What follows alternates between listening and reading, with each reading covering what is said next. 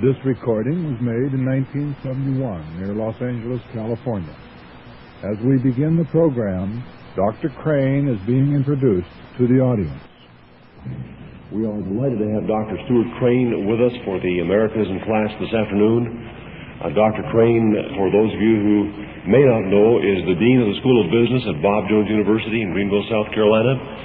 He has completed his first year there, but while he serves in that capacity, he reserves every weekend to go out and do battle with the God of this world, who is the devil, and resist communism in every way he possibly can. It was my privilege to meet Dr. Crane personally, just briefly at the banquet last summer at the Disneyland Hotel, and then more fully at Bob Jones University this past fall. He was very gracious and flew me down to Atlanta in his airplane so that I could catch a flight back to Los Angeles in time for our Christmas program, I believe, which was taking place at that time. And it's a real joy to have Dr. Crane with us. He brought a tremendous message during the baccalaureate service, and we are very anxious to hear what he has to say this hour and then at 7 o'clock. Dr. Crane, the Lord bless you. Right. I'm going to, because this is a class, if you'll permit me to do a little teaching, and I'm going to take a little different approach than often taken. Let me start out by trying to explain what a banking system is. And we'll do this as an economics class if we can, and explain how banks operate. The other day I was talking to a vice president of one of the large banks in California, and he said he asked the president of his bank to explain to him the International Monetary Fund, because he did. The president says, I can't figure it out either. Now, he said, is it something when the president of a very large bank can't explain the International Monetary Fund? In fact, it's very difficult to find out what the International Monetary Fund's all about. And if you ever got a textbook on it, it's full of gobbledygook you can't figure out anyway. The textbooks kind of run over with a bunch of platitudes, but things seem to be quite mysterious about banking and Federal Reserve and what happens to money and depression and inflation and all these other sorts of things. Let me explain it this way, if you will let me. I am a grain elevator operator. That is, I have an elevator and people store grain in my elevator. Now this man comes, he puts 100,000 bushels of wheat in my elevator. What does he want from me? He wants me to give him a receipt so he can show that he owns 100,000 bushels of wheat in my elevator, doesn't he? So I issue him a wheat receipt. We say 100,000 bushels. And this man puts in 20,000, 10,000, 15,000, 18,000. Different people put out grain in my elevator. Some people, they take out an elevator, but they store grain there. Now what do I find? What happens is that he finds out that he can go out and take his elevator receipt, his wheat receipt, and he could buy things with it. He could exchange it for things, or he could sell it on the market. They do that in the grain pit, don't they? In the grain market. They buy and sell what? Wheat? No, they buy and sell receipts for wheat, don't they? Now, that's a grain market. Now, I run my elevator, and I notice something about my elevator. People bring wheat and take out wheat. Sometimes I have 1 million bushels. Sometimes I have 800,000 bushels. Sometimes I have 600,000 bushels. But I never have less than 300,000 bushels. People are bringing and selling it and coming and going all the time. But there's always 300,000 bushels. That's a minimum ever in my elevator.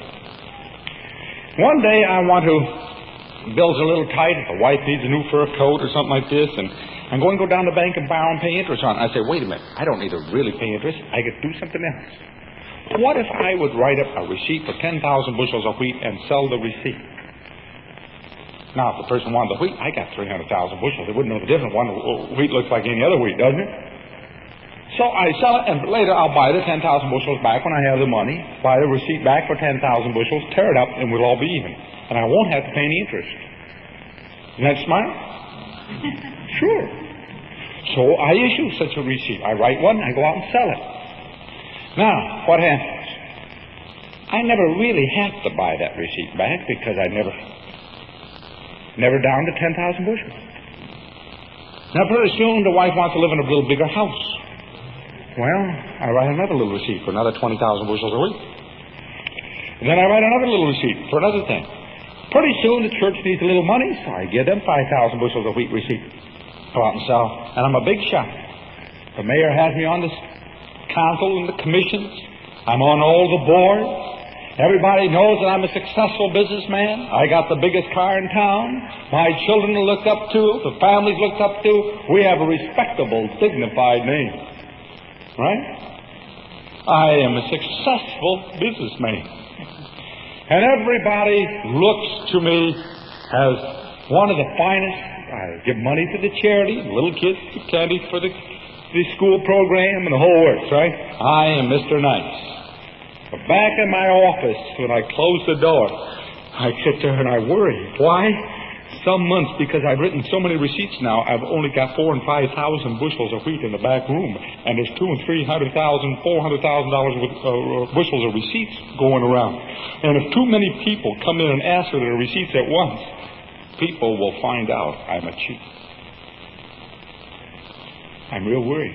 Sure, I'm a big shock to the world. You know, we can all kid the world, can't we? But back in that back room, we sit there and we're biting our nails. What happens if they ask for more wheat than I got?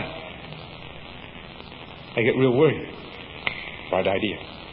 I go down the track and I see old Joe. Joe runs the wheat elevator down there, and I say, Joe, you and I are in trouble.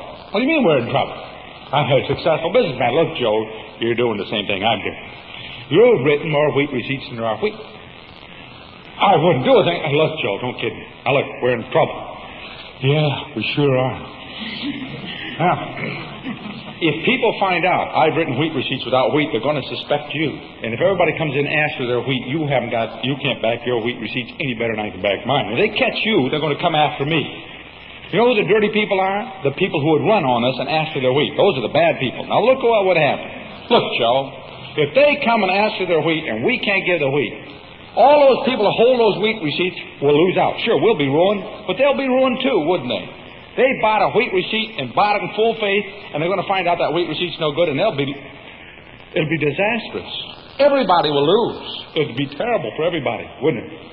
Therefore, it is our civic duty to see that they don't find out we wrote phony wheat receipts.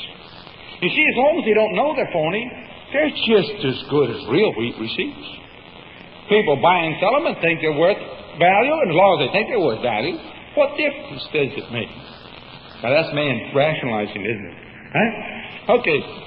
Well, yeah, that's all right. Do it. Look, there's only one way out of this. Let's hold a little convention of all the wheat elevator operators in our valley, and we're going to get them all together. So we get them together, and I stand up there and I say, now, gentlemen, we've all been writing some phony wheat receipts. Oh, no, none of us. Look. Let's get out all of the holier-now bit and get down to practical problems. Now, we've all been writing these wheat receipts. I know there's a lot more wheat receipts wrapping around than there is wheat. And every one of you are in business because you've been doing the same thing I'm doing, because if you weren't doing it, I would have beaten you out long ago. The only way you survived is the same way I survived, writing wheat receipts for the wheat that isn't there. Now, you know how terrible it would be if the people found out we've been writing bad wheat receipts. That would be wipe out thousands of innocent people who hold our wheat receipts right now. We've got to protect those innocent people from finding out we're cheats.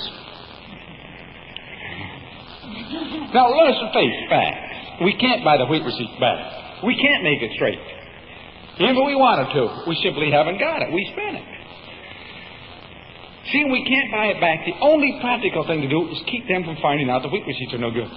Now, what we're going to have to do is we are going to each put 50,000 bushels of wheat into one central elevator, so that if anybody gets too low, he can come and draw the wheat and cover his wheat receipt so nobody finds out that he's cheating. That's called our Community Wheat Insurance Corporation. All right? Now, we're going to have to do another little thing, you see. Some of you people with this nice new insurance corporation, which will guarantee that you are not going to have to be in default, will think that you're so protected you will cheat by writing even more receipts. What we're going to do is make an agreement amongst us that we will pull together and elect a trust that is our representatives to a super organization which will control how many phony wheat receipts we each write, so that we all cheat equally. Otherwise, some of you will cheat more than others. And we're also going to have to stabilize the price of wheat receipts, so that those people who cheat less than others, the wheat receipts don't go for different values in the market. which would show some of us now. In other words, we're going to have... Now, look, how can we do this? I know some of you guys are going to cheat. Because you're as dirty guys as I am, see? I know just what you're like. Yes, you are. Now, what we're going to do, see Bill over here? Bill is looking for a job. Now, if we elected Bill governor, Bill promises to pass a law saying that we can set up a monopoly control trust to guarantee that we'll regulate wheat receipt writing, and that all wheat receipt writings will have to be official wheat receipts, and wheat receipts will have to be accepted by people as real wheat receipts, whether they are or not. Legal wheat receipts, legal tender wheat receipts. We are going to force people to have to accept them as real wheat receipts, whether they are or not. They can't question the wheat receipt anymore. And they got to recognize our monopoly on wheat receipt writing, so new phony people can't come in and write wheat receipts and pass them like there are wheat receipts. Not only that, he promises to pass a law that anybody who makes a copy of our phony wheat receipts will go to jail as a counterfeiter. He's counterfeiting wheat receipts, isn't he? Only the members of our monopoly association can write phony wheat receipts. This is for the good of the people, because if there are too many phony wheat receipts around, people get suspicious. We've got to keep new wheat receipt writers out of the business. And the second thing is, we've got to make sure that people cannot call for their wheat receipts. So after a few years, this goes along, and people get used to this sort of thing. And of course, remember, who are the bad people in bank runs? Why, the people who come in and ask for their money back. The people who run on a bank are the people who are bad, aren't they?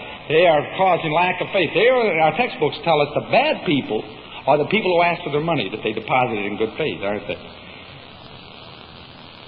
Because they cause bank crashes and hurt everybody. Why? The bank can't pay. Why? They don't have it. Why? That's interesting, isn't it? Well, let's go back and now take a look at something else. After a few years, people get used to these nice new official-looking wheat receipts.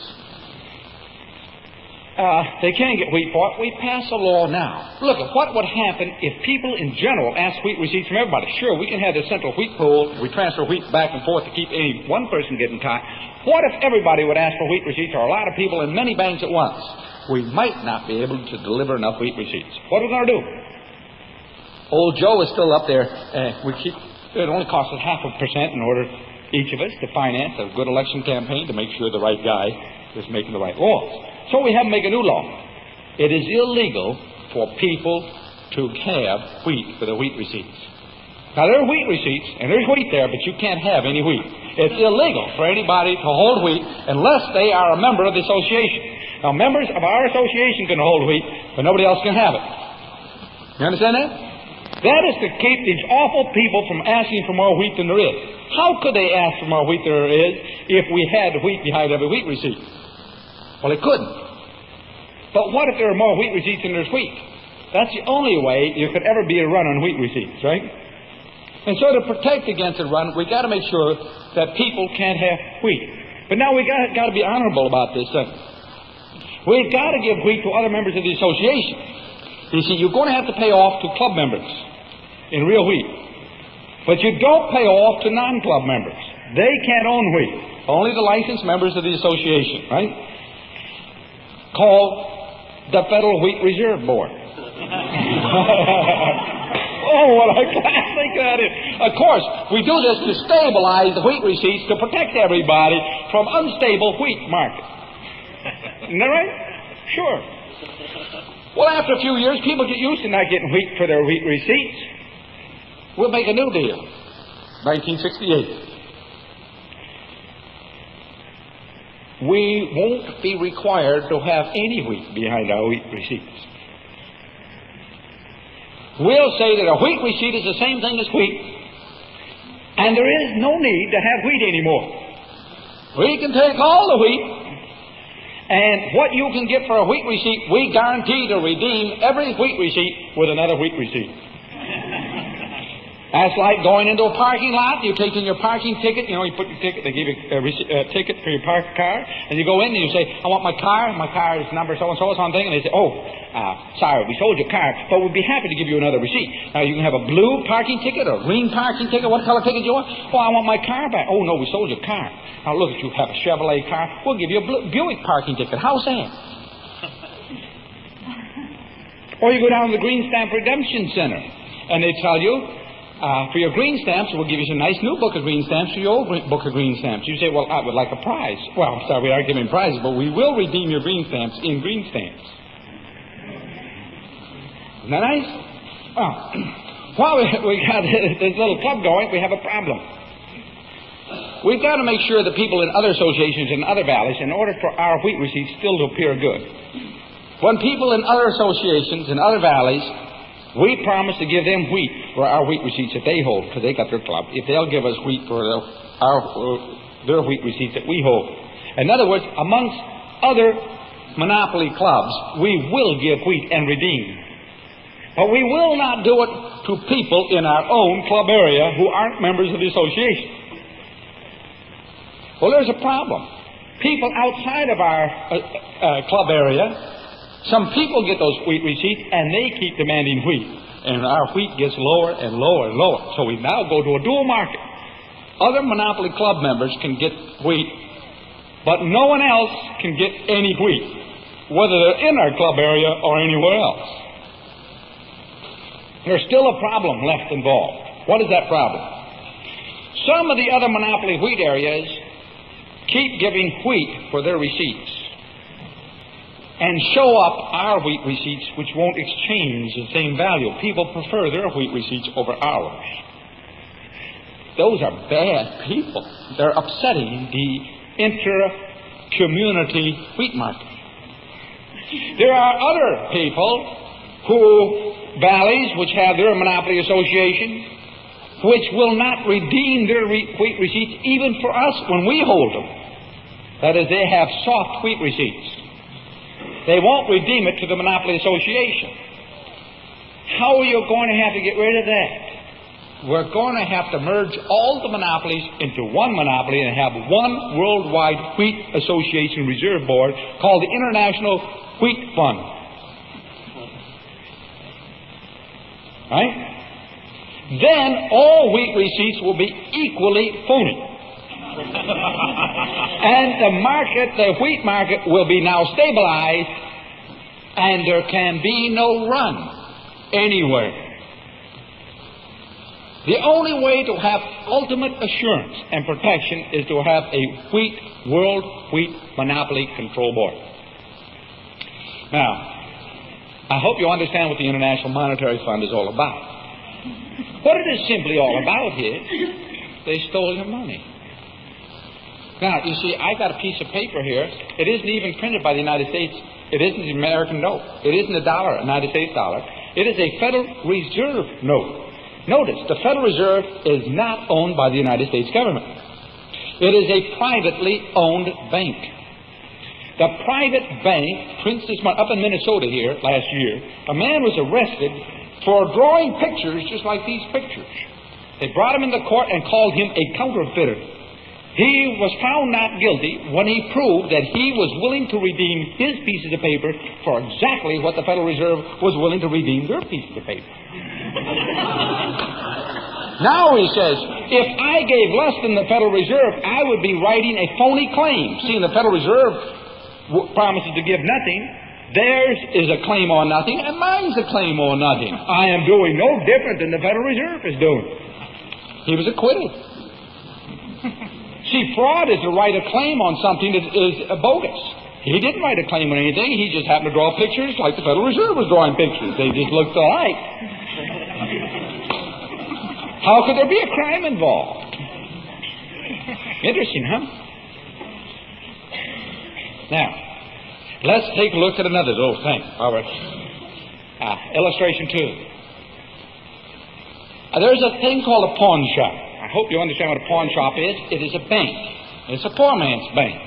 When you go down to borrow at that bank, the interest rate is high. Why? The cost of making a loan is the same, the time involved and everything else, regardless whether you're loaning $100,000 or you're loaning $25. If you're loaning $25 and the guy makes 10 loans a day, he's got to earn enough of the 10 loans to live on, doesn't he? So, relative to the $25, the cost is high. But actually, the pawn shop earns less per loan than a bank earns, right? So a lot of people think the pawn shop is bad because their interest rate is high. No, that's just because the loans are small. Smaller the loan, the higher the interest rate's got to be to cover the cost of making a loan. Well, what is a pawn shop? A pawn shop's a poor man's bank. He goes in, he puts up his coat, his collateral, or his watch, right? And he gets $25 he needs. Why does a pawnbroker want his coat or watch? Very simple. If he doesn't want to pay back, the pawnbroker's got to have a way of getting even. How does he get even? He sells the coat or watch, doesn't he?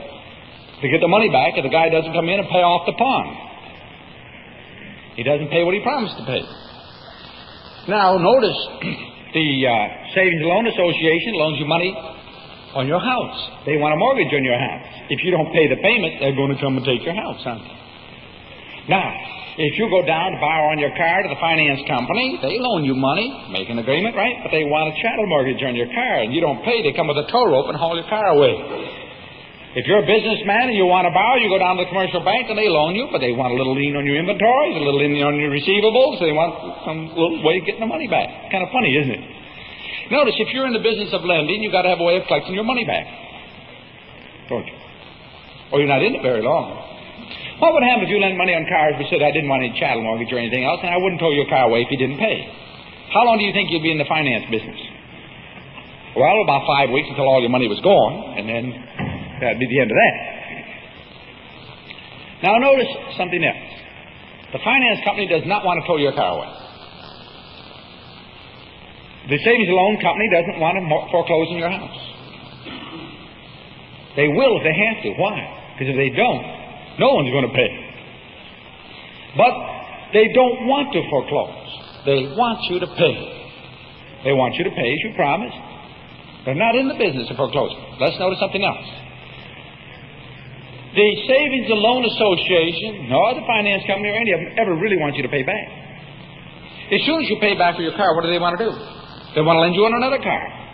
Their job isn't to get their money back, but to keep you in debt to collect interest. That's what they're in business for.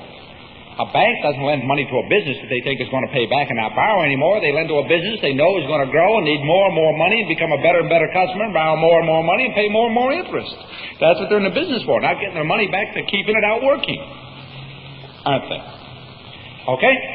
Now, if there is a borrower, there is a lender. And if there's a lender, there's a borrower. If we find anybody borrowing, then somebody is lending. Okay? I mean, it has to be simple. Can't beat that. If governments borrow, there must be somebody who lends to governments.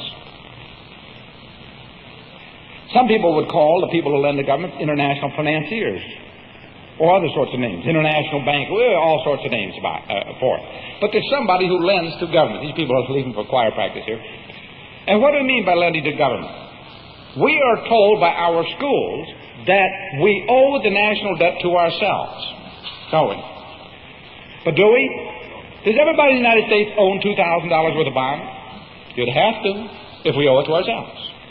Now, if somebody has $4,000 worth of bonds and somebody else has none, then the one who has none owes $2,000 to the one who has $4,000. Let's get that clear. Now, some people own way more than $2,000 worth of bonds, and most people own way less than $2,000 worth of federal government bonds. I'm talking about federal, not state, local, and everything else. We don't owe it to ourselves. We owe it to somebody else. Let's make that clear. Unless you happen to have a big pile of government bonds.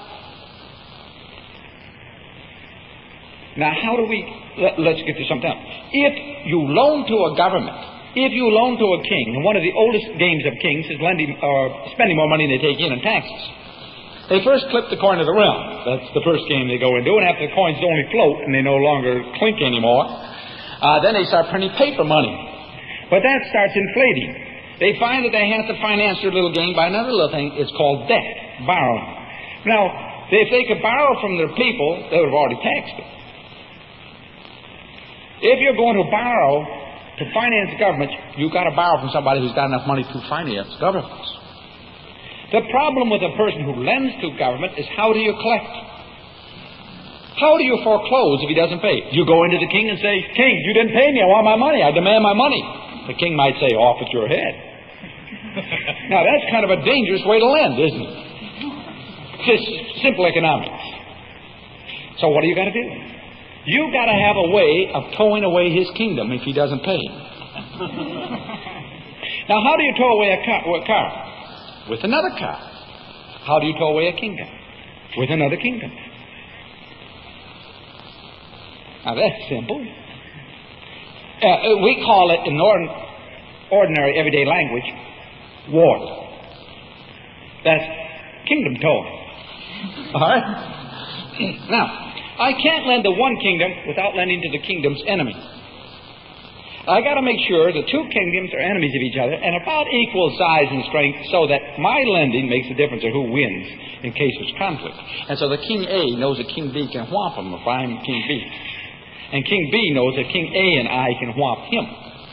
So now I have the power over both King A and King B.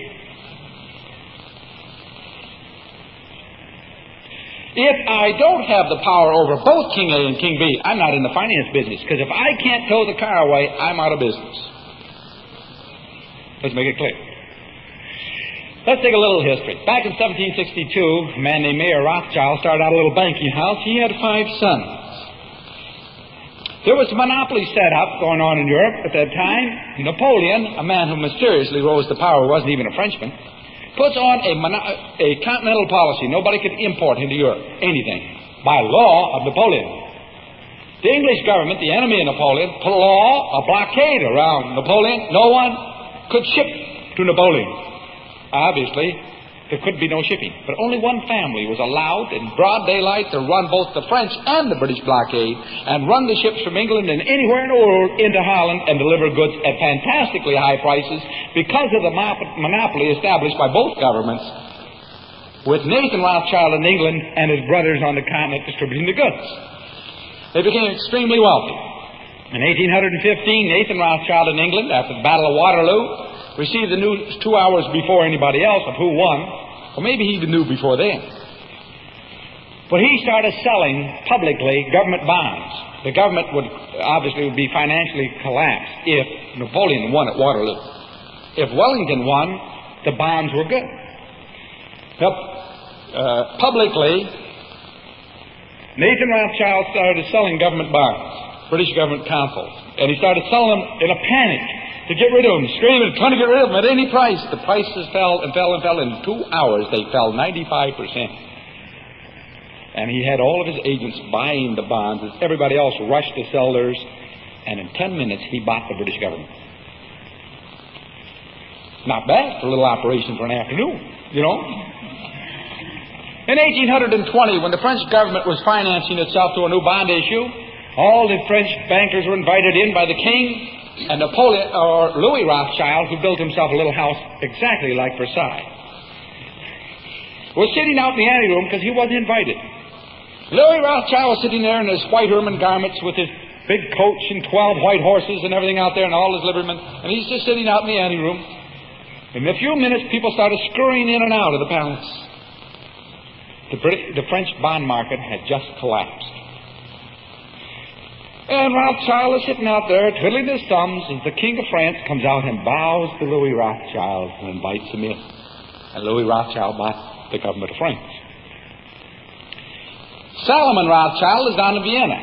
He is financing his friend and the partner, Prince Metternich, who are running the Holy Roman Empire, Austria, Hungary, Bulgaria, Yugoslavia, what is now that whole area. He couldn't even own property in Austria. He just owned the government and the emperor, which was bad for a little boy, just trying to make good. What about Calvin Rothschild, the youngest boy? Well, he arrived kind of late, but he arrived down in Naples, opened up the Rothschild Bank in Naples. Within a few years, he had every kingdom in Italy, which, remember, was not a nation yet, so heavily in debt to him, including one little kingdom called the Vatican. In fact, he had the Vatican so in debt to him by 1842 that Calvin Rothschild ordered the Pope to invite him to the Vatican and feed him kosher in public at a public banquet. Which was rather humiliating, particularly when the Pope got up and asked him if he would refer to Rome is the holy city. Calvin got up and said, Jerusalem is the holy city, which didn't help the Pope at all. But you know, there are times you can't say anything. It's called diplomacy, isn't it? Do not fast forward. The oldest son sitting up on Frankfurt on the Main. Well, Ishmael found this nice young German count, a baron actually, who was a young ambitious fellow, wanted to go somewhere, seemed to be a fairly bright boy, so he took this little boy in and financed his little career. The man's name was Otto von Bismarck, the Iron Chancellor, the man who wielded and built Germany. They did pretty good. Now notice, in Europe, after every war, how there had to be two powers, groups of powers of equal size, called balance of power. Why? You've got to make sure all King A's can be threatened by King B's, and B's by A's. But you need somebody on the outside to change the power. What was that? England. Nathan Rothschild in England, and you had Louis in France, and Solomon in Austria. Notice the center of every militant group, or the coalitions, was Vienna and Paris, with Nathan Rothschild's England staying on the outside as the whip saw which way the thing was to go. You could watch which way the victor was going to be in every war by which way England went. The problem was, when the game came up in 1914, England wasn't enough to throw the battle. So they got a new one, called the United States, to do England's role. Well, anyway, notice you've got to have a way of collecting. You also got to have government debt if you're going to get money away. Notice, a man belonged to a very wealthy club back in the 1840s. This club, made up of the most wealthy and powerful people in Europe, called the League of Just Men, had two which now are famous people. At that time, they were practically unknown. They were just small members of this. They were really kind of the cloakroom boys, named Frederick Engels and Karl Marx. Engels and Marx wrote a book which they were hired to write by the club, the League of Just Men, which later changed its name to the Brotherhood of Kindness, to write a book of the necessity, watch the second plank of the platform, of a progressive personal individual income tax, and the necessity of a central bank. Why? You need a central bank to be able to collect the money from the government legally. And you need an income tax to collect it legally from the people. Notice the income tax was passed to take it away from the rich and give it to the poor. May I give the Internal Revenue's testimony before the United States Senate in 1969 on the Internal Revenue Act. One, they said that in 1968, those people earning more than $20 million in that year paid less than 7% income tax. Those people earning over $600,000 half paid no taxes whatsoever. 85% of the entire personal income tax came from the lowest tax bracket. It's not tax rich and give it to poor. There are 100,000 tax-free foundations that pay no tax. These foundations, let's take the Rockefeller and the Ford and the Carnegie Foundation, with their fabulous millions, support the left-wing schools of the United States. In fact, the schools of education teaching the teachers, the 20 largest schools in the United States in the last 50 years have received over half their entire endowment from two, the Carnegie and the Rockefeller Foundation. Therefore, what these kids are learning today is what they want them to learn. What is that? You need a Federal Reserve to stabilize. We need government control of the money system to stop depression. We have to have the Federal Reserve Bank is next to God, isn't it? And they're taught that in the school. But look at something. You take any econ textbook, and what does it do? It spends almost all of its time trying to show you how to prevent a business cycle and the cause of the business cycle. But I will tell you the cause, and I can do it by saving you right now 300 pages of reading. The only cause of a business cycle is the change in the availability of credit. And availability of credit is changed by the Federal Reserve. And the Federal Reserve is owned by the banks, not the government. I will show you something else. I was over the other day. The chief economist of a large bank in the United States had me over 3 nights ago over at his home. He said, I have a very startling piece of information. I looked at it and I said, I've been saying this all along. It's nice to have your chart to verify. That is that every business cycle is never fought by the Federal Reserve. Notice they always make a mistake. Their timing is off on tight and loose money. But if you will check, their timing is perfect if you want to assume that they create the business cycle. They tighten money and a bust happens. They loosen it and prosperity happens. Now watch something. If I was a governor of the Federal Reserve Board and I knew we're going in there, we're going to pass some tight money, would I hold my own personal stocks? Or would I sell them, knowing the market's going to go down? If I knew we were going to go pass loose money policies, I know the market's going up, right? Would I be so stupid as not to buy stocks? Now notice, if I had that information, I have to get rich. I don't see the governors getting poorer. They get richer.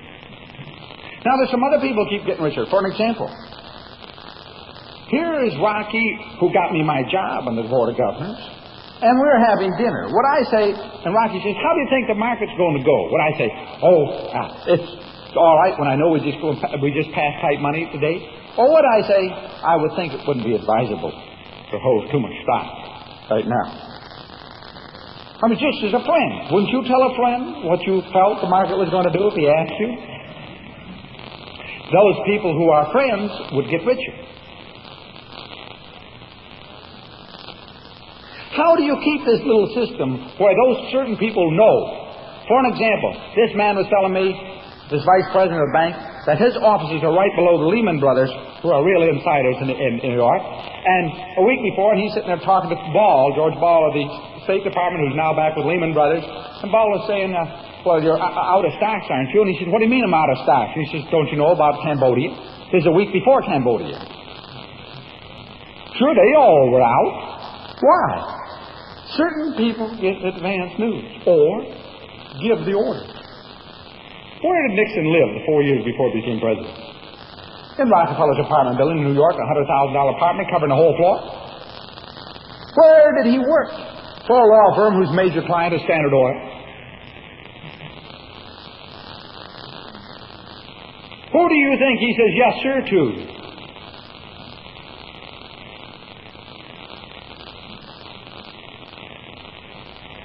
Rockefeller established in 1919 an organization called the Council of Foreign Relations. We have some interesting members of this little club. Not only the Rockefellers, but every president of the Federal Reserve Board in its history. Thomas Dewey, Adlai Stevenson, Dwight David Eisenhower, John Fitzgerald Kennedy, Richard Milhouse Nixon, Hubert Horatio Humphrey. You can have Tweedledee or Tweedledumphrey. You go down the polls and think you vote and you decide prosperity, depression. You decide these things by voting once every 4 years, and that's your civic duty. Look at even when Humphrey wins, Nixon wins. And when Nixon won, Kennedy won. If you don't happen to vote the way the newspapers have told you that they control, the school teachers who've been turned out of their factories to support the idea of a controlled economy, I'm going to tell you something. There is nothing in the economy to cause a business cycle outside of a Federal Reserve. Without the Federal Reserve, you couldn't have a depression. In 1923 to 28, the Federal Reserve was making money plentiful. It increased the amount of loans on stock alone from $2 billion to $10 billion, just under $10 billion. And inflated the whole stock market. Then what did they do in the spring of 1929? They started tightening their money. Notice, by March, Bernard Group had sold out. In June, the Rockefellers were out. In July, the Kennedys were out. You go right down the line, and all of them, the Lehmans were out, everybody else is out, and the money is tightening and tightening, and the crash comes. And while the crash was on, remember the Federal Reserve was supposed to make money available to everybody, then why were the banks closing? Why were the little country banks who weren't members of the big club in New York closing? But Chase Manhattan, the largest bank bought by John D. Rockefeller in 1904, didn't close. New York City Bank, the second biggest bank in New York, bought by William Rockefeller in 1904, didn't close. Could there be something? Here you see Gus Hall saying we're going to take away Rockefeller's millions and give it to the poor. But Rockefeller doesn't put his money in the Birch Society. In fact, Rockefeller puts his money in the left wing, doesn't he? He puts it in the schools, turning out people who hate this country and hate the free enterprise system. Why? He hates the free enterprise system. The enemy of him is the competitor. You notice when one of those poor boys like Teddy Roosevelt got elected to fight the monopolies, did the monopolies become less or more? Did the big businesses become less or more? You see, in the 1900s, small businesses were popping up everywhere, weren't they? Competition against the big businesses were everywhere. Everybody could go into business, and everybody was. In every town. Sure, Standard Oil would come in and dump oil and wipe you out, right? But what happened? The day they raised the price and wiped you out, you went back in business again. It wouldn't work. They had to get Teddy in there to start setting up the legal monopolies, the regulations, the controls on how much oil could be pumped under conservation, so that you couldn't get a license to pump oil while Standard Oil could. What do you think conservation programs are for? Only those people with a license can do it. What about crop control, wheat control, cotton control? Why? You don't get a license, your land is worthless, is it? You can't grow cotton unless you get a government certificate. The people in the know get the certificate. The people who finance them to give the right money to the right party and the right candidate get the certificate. You play ball, you get the certificate, don't you? If you don't get a certificate. But how do you keep this whole game going? You could never get off with it unless you had government schools which were financed not by the parents, not willingly, but the money was taken by force. And so the teacher does not teach what the parents want, but teaches what the state wants. And if you think the state is independent, it is not. People say, well, what about in England? When the big banks were nationalized. Well, you would think that they lost out, wouldn't you? Unless the people of the big banks owned the government, then all they really did is merge in their competitors' banks and own the whole shooting match. If you think of the government as an independent agency, then they lost. If the government is a holding company, then they won. You see, there's some different theories.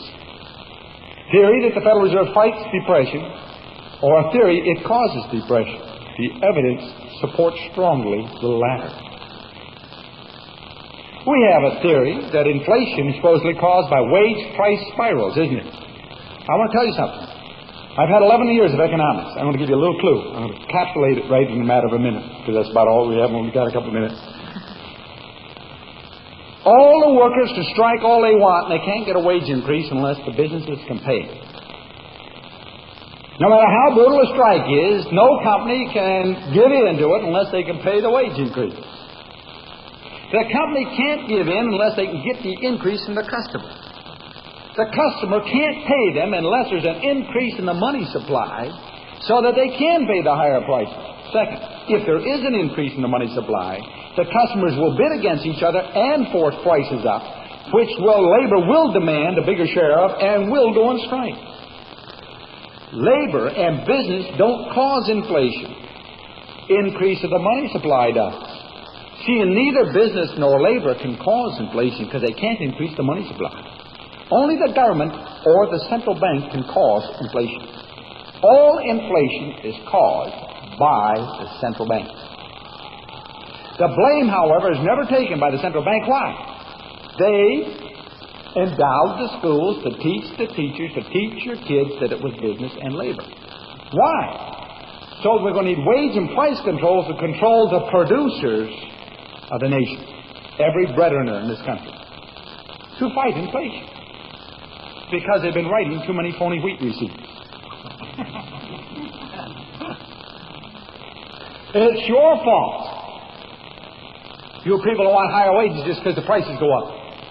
It's your fault. You people who raise your prices because your customers are willing to pay more. You're the dirty people, not the people who printed more money.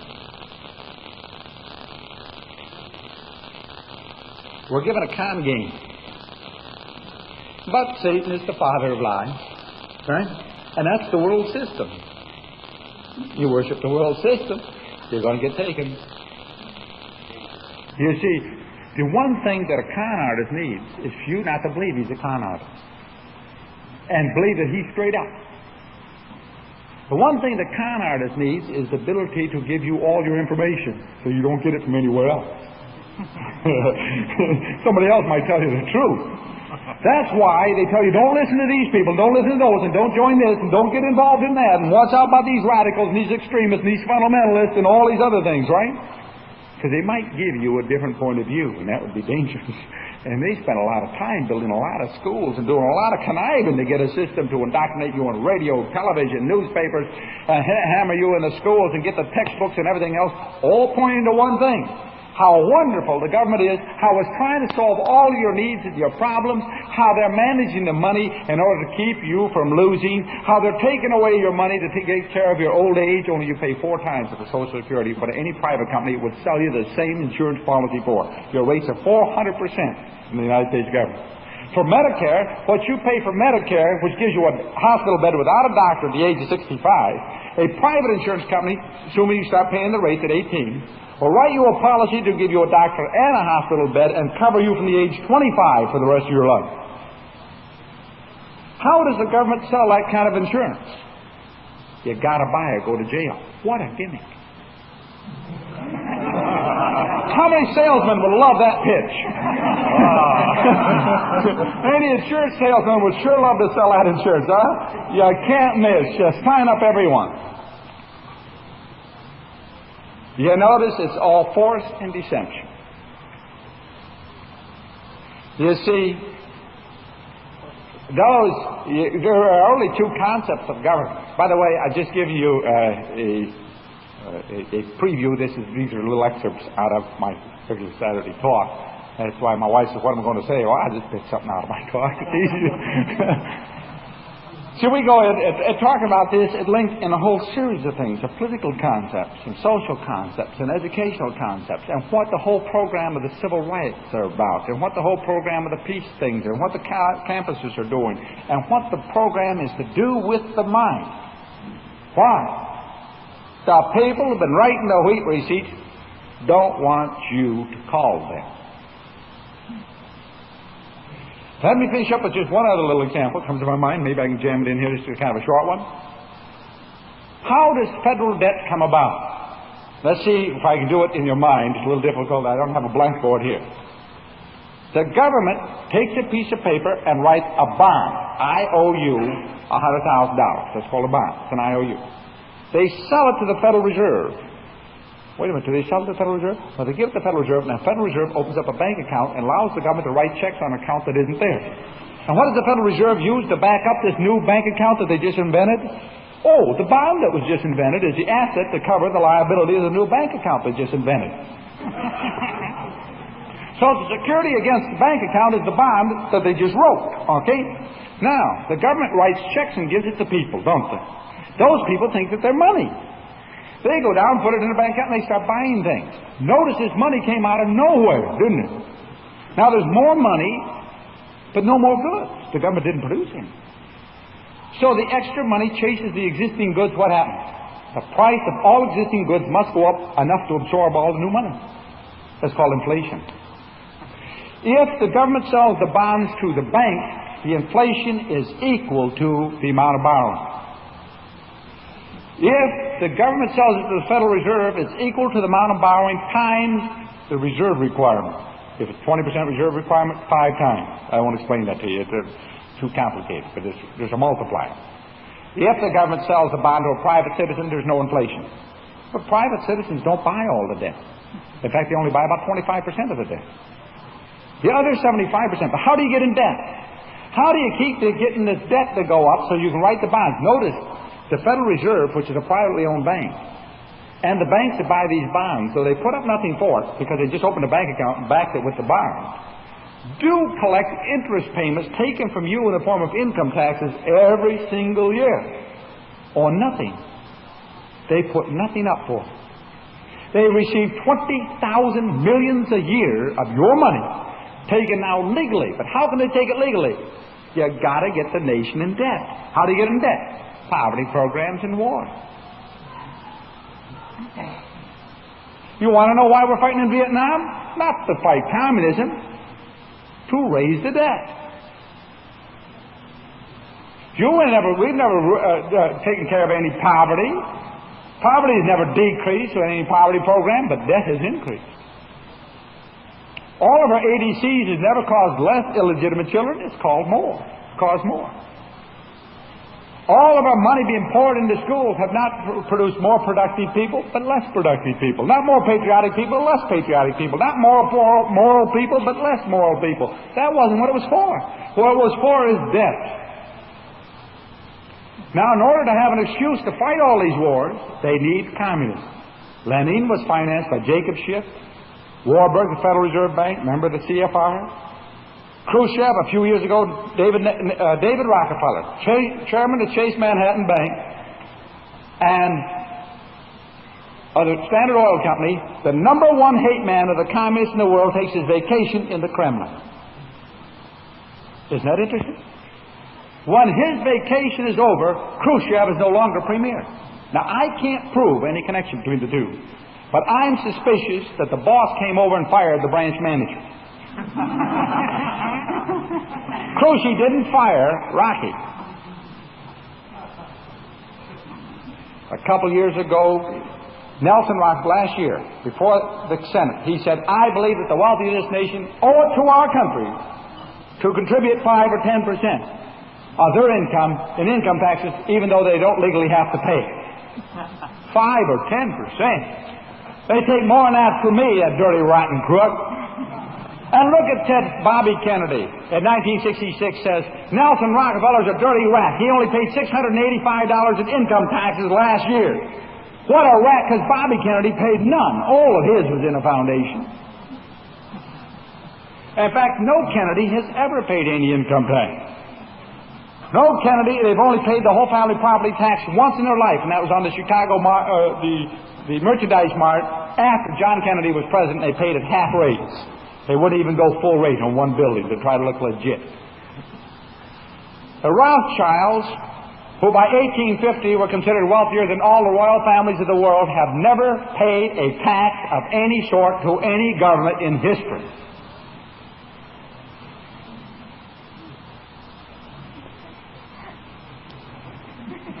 Take it from the rich and give it to the poor. Isn't that what the game is? We've been kind. Well, it happened before. It happened again. Thank you very much.